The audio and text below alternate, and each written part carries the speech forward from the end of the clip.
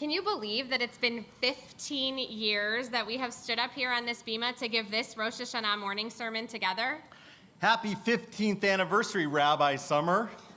We are #blessed to have you here. You know, it really is remarkable, though, that for 15 years, we've been able to stand up here to think collectively, to compel, to educate, and hopefully even to inspire our congregation as we announce our theme for the coming year. True, but you know, Rabbi, things seem different this year. It's not sermon as usual. A lot has changed in our world since last Rosh HaShanah when we stood up here together. I know, can you believe it? The Cubs actually won the World Series. Yes, but that's not what I was thinking. That it's my first high holiday without Ed Alpert in 22 years? Also not what I was thinking. That we had a total eclipse? No.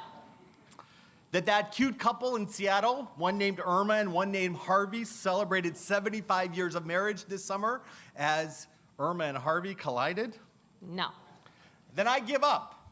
So enlighten me, Rabbi, why is this year so different? Well, it's our country, Rabbi. With all that's happening in our world, our own country is calling out for a unique kind of attention. It's always a risk to do something different, but all jokes aside, incidents in Charlottesville, in Whitefish, Montana, in St. Louis, in Boston, and events in Washington all lead me to think that what we have before us is a reckoning in the new year that we may never have considered before. But this is America.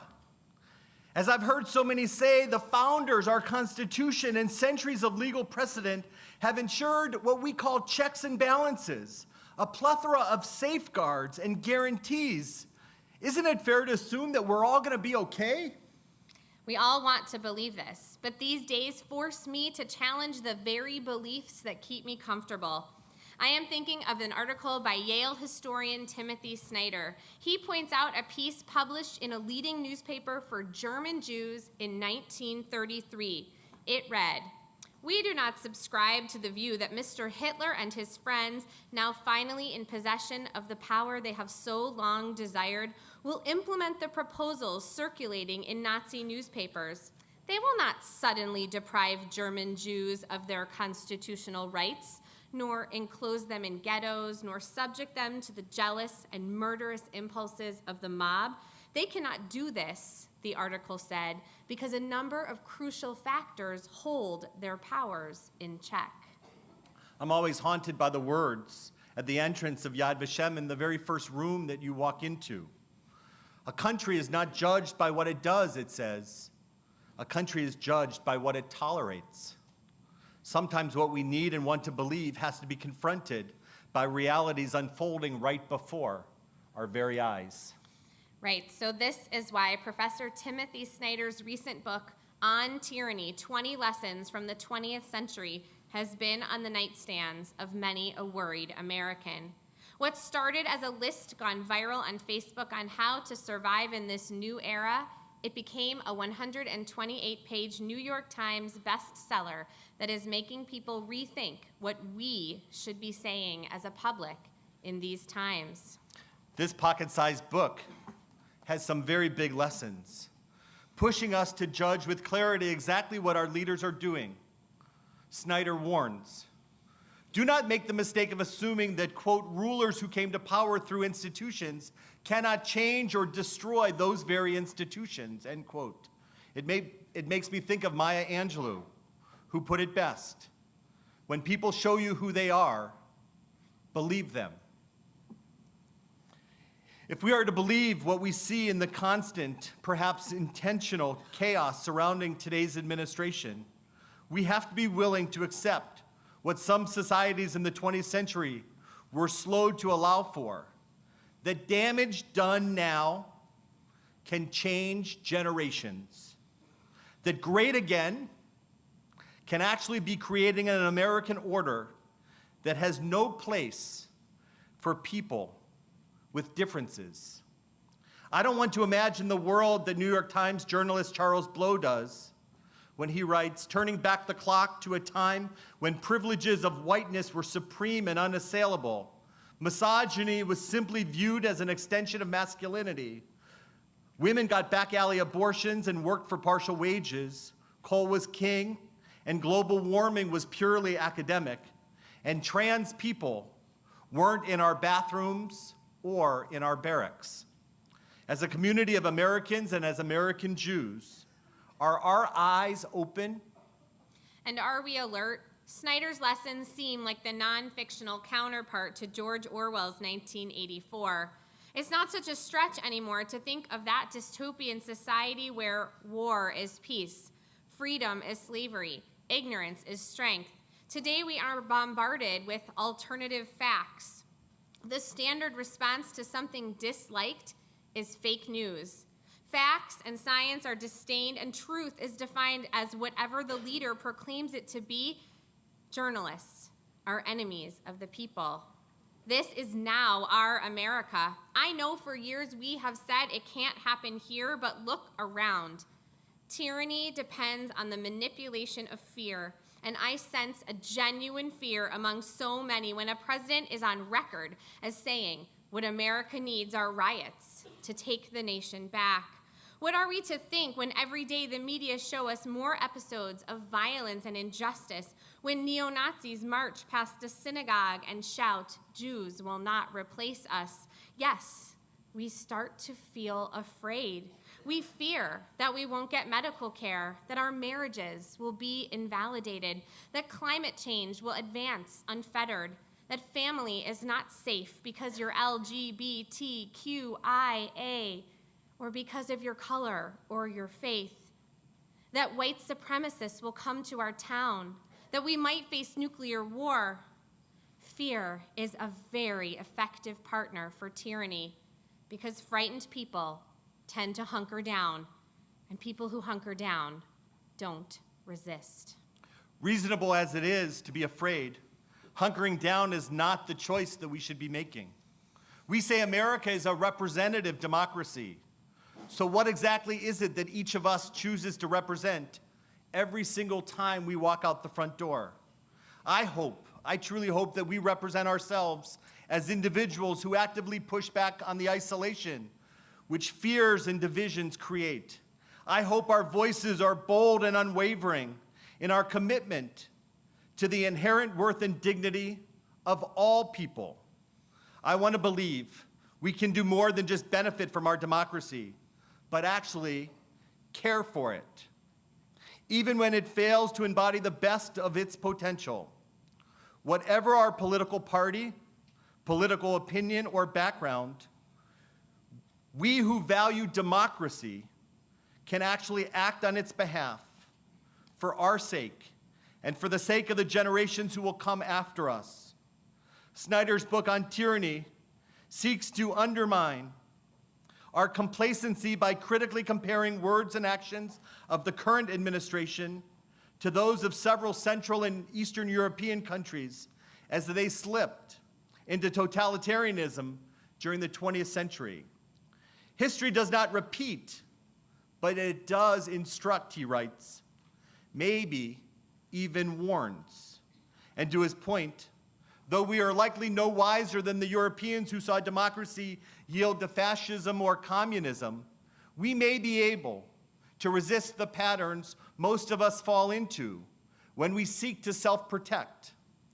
I wonder if I would be able to follow these simple calls to action outlined in his book. Calls like, do not obey in advance, don't panic and fall into conformity, and don't give up your values.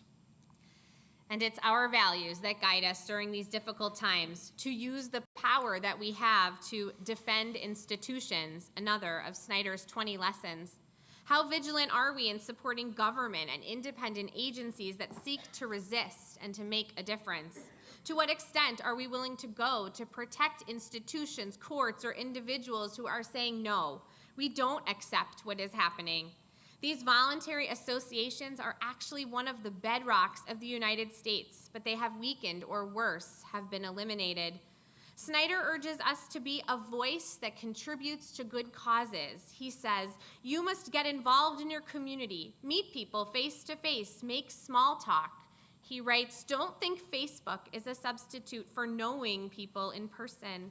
Conversation with flesh and blood neighbors in real spaces takes more effort than connecting in virtual spaces, but it's important. Let office holders and officials know that you are paying attention, and pay attention.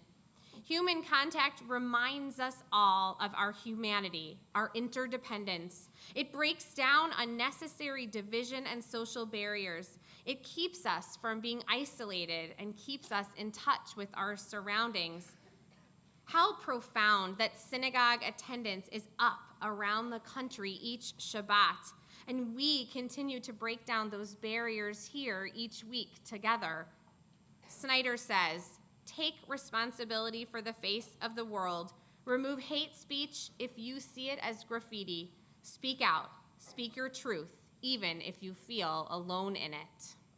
One of the most curious calls to action from Snyder's book is be patriotic. Show your love of country or city or state by showing up, by running for office. It's a paradox of democracy that it gives us the liberty to be left alone, the freedom to not participate in voting, discussing, reading about issues, or keeping an eye on those in office. Yet for its very health and for the survival of democracy, democracy depends on our participation. Be patriotic, he says. It's not just in the feeling, it's in the doing. His final advice for these times is this: be as courageous as you can. In the almost 1 year since the election, millions of ordinary people have shown courage, unbelievable courage. They've shown up together to protect their immigrant neighbors from government force and their Muslim neighbors from harassment and violence. Ordinary people have shown up for the dignity of women and their safety. They have shown up to insist on the use of science to debate public policy. Before this year, many of those people had never participated in a protest march, including some folks from this congregation, some of my own friends. But now they have, and we hope they will continue to do so. While the book on tyranny is not perfect, we feel that it is timely and hugely important, especially today. It is a guide to follow. That is why we have invited Timothy Snyder to come to Shalom and speak this year, and it is why we have purchased 1,000 copies of the book and will be giving them away today for you to read and share with others. This is not a matter of political partisanship. It's not. Rather, we feel it concerns the guarding of democracy and all of its institutions against authoritarianism and misguided nationalism. In Brave New World, it says, eternal vigilance is the price of liberty. Eternal vigilance is the price of human decency. On tyranny, this book equips each of us to consider how we must stand on that watchtower, because it's our responsibility. The world needs us to be informed and empowered citizens.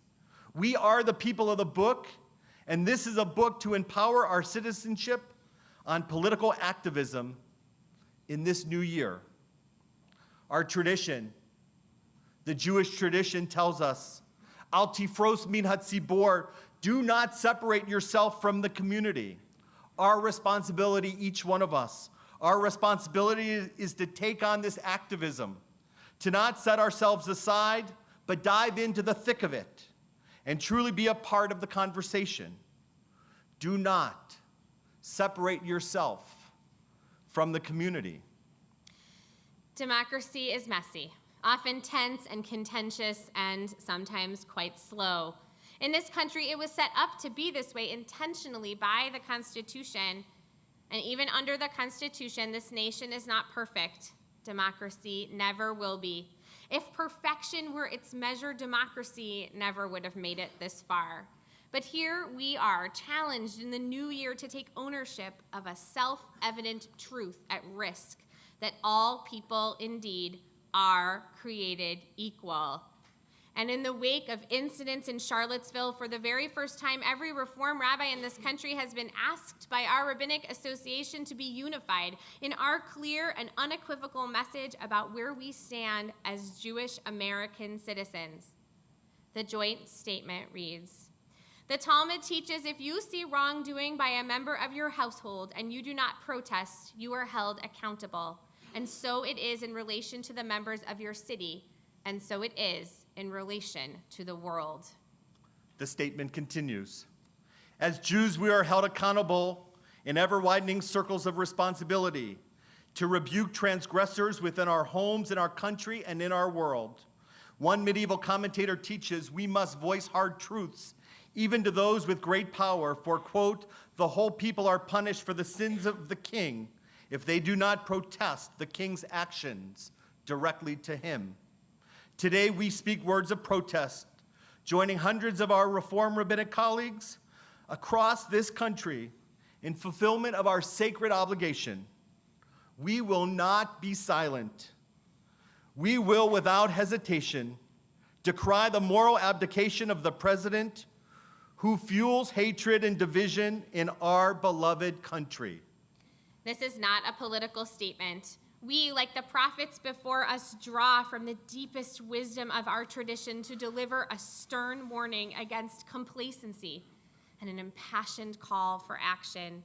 We call on you to rise up and say in thousands of ways every day, as proud Jews and proud Americans, you cannot dehumanize, degrade, and stigmatize whole categories of people in our nation.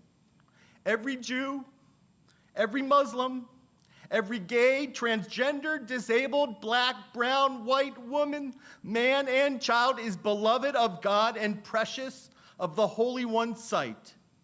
We, the people, all the people, are created B'Tselem Elohim, in the image of the divine. All the people are worthy of life, liberty, and the pursuit of happiness. As rabbis, we are from sea to shining sea, speaking to our congregations in every accent of America, to declare in unison acts of hatred, intimidation, and divisiveness will not be tolerated in these United States. We stand upon the shoulders of the sages, poets, and rabbis in every generation who fought for this freedom. Elie Wiesel of blessed memory, in his memorable words, sounded a warning to us today. We must take sides. Neutrality helps the oppressor, never the victim. Silence encourages the tormentor, never the tormented. Sometimes we must interfere. May we never be neutral, never be silent in the face of threats or discrimination toward any. Every community relies on passionate and engaged citizens. It relies on you to be insistent advocates for tolerance and enduring kindness between the diverse peoples of our nation. To pursue justice is to create a society that protects and enlivens every citizen. Let us be relentless, tireless builders of that society in our congregation, in our city, and in our country in this new year. As a congregation, we are a light to so many others in our national movement.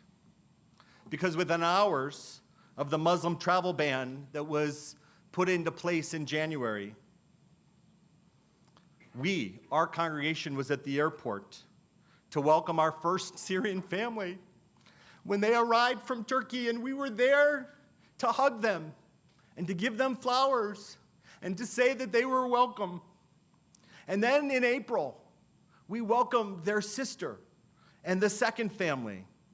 Just a few months later, hundreds in this congregation have stepped up to assist our two families as we continue to mentor and to tutor and to help. And it is this very community that a Jewish business owner hired a Muslim refugee to work at a Jesuit institution. Now that's the America that I want to believe in. That's the America that I want to live in. As a congregation, last February, 36 of us walked the Edmund Pettus Bridge in Selma, Alabama, and we will do it again this year with adults and with students together. That is the America I believe in. In the wake of Charlottesville, we prayed words of healing. In the aftermath of the hurricanes, we collected and are still collecting gift cards for our communities in Houston and Florida. That is the America I believe in. That's why we want you to think about our theme this year with new eyes. There is no place like home. There is no place like home, this great country which needs us in ways that may require a new kind of intention, requiring us to be more informed, more courageous than ever before. There is no place like home. Israel, poised to celebrate a 70th birthday this year, and which knows too well the demands of a vigilant people poised to defend its way of life. And there's no place like home. Shalom, a congregation that continues and will continue to stand up for what we believe and to take risks, to continually comfort the afflicted, and yes, to afflict the comfortable, to be courageous, and to be patriotic. We are so proud of this community, and we pray that we all have the strength to confront tyranny, even as we seek to live, as our very name implies, as Shalom, the people of peace, in an America that we all believe in. L'Shana Tova, a good and sweet year.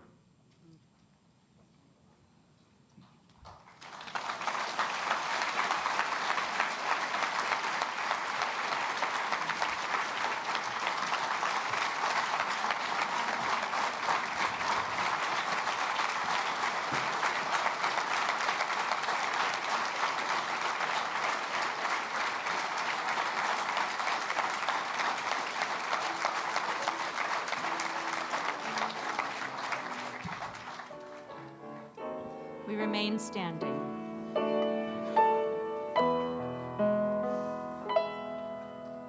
Oh, beautiful for spacious skies, for